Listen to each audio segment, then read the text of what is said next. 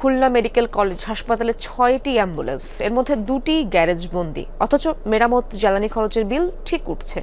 বাকিগুলো ব্যবহারের সুযোগ পাওয়া কঠিন, ভোগান্তিতে রোগীরা।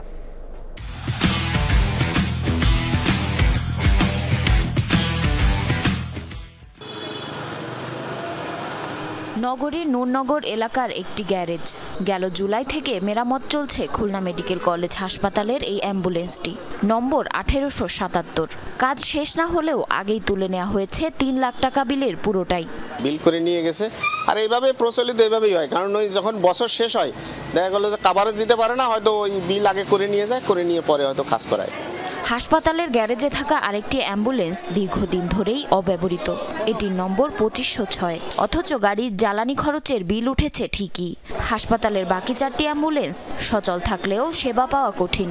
মেডিকেল কলেজে অ্যাম্বুলেন্সের সার্ভিস আছে, এটা আমরা কোনোদিনই পাই না। এখানে লোক পাওয়া যায় না বা অনেক সমস্যা দেখা দেয়। যারা অতদরিদ্র মানুষ আছে তারা বেসরকারি পর্যায়ের অ্যাম্বুলেন্সগুলো ভাড়া করে রোগী হোক লাশ হোক এটা বাড়ি থেকে আনা নেওয়া করা, এটা অতিরিক্ত পরিমাণে দুর্বিষহ ব্যাপার হয়ে দাঁড়ায়। কেউ 1000, কেউ 2000 নিয়ে যাচ্ছে, এদের কোনো ফিক্সড রেট নেই ভাড়াটার জন্য।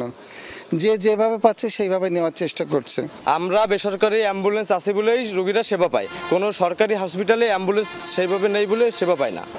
হাসপাতালের ভেতরে একটি কক্ষ অ্যাম্বুলেন্স চালকদের জন্য বরাদ্দ। ভর দুপুরে সেখানে গিয়ে পাওয়া গেল না কাউকে, তালাবদ্ধ রুম।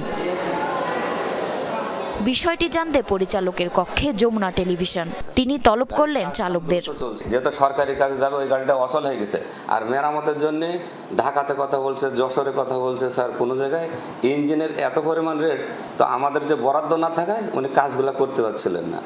তো তখন বললো যে সরকারি কাজ তো চালা যেতে হবে। তখন অতিরিক্ত 3টা কি 4টা স্লিপ স্যার ওই গাড়ির নামে ইস্যু করে অ্যাম্বুলেন্স দিয়ে ব্যবহার করা হয়েছে। যে কর্মকর্তা যার টাইমে এই ঘটনাটা ঘটছে উনি স্পেসিফিক্যালি বলতে পারবেন যে আসলে ওই সময় কী ঘটনা ঘটছিল বা কোন প্রেক্ষিতে এই ধরনের কাজ করা হয়েছে।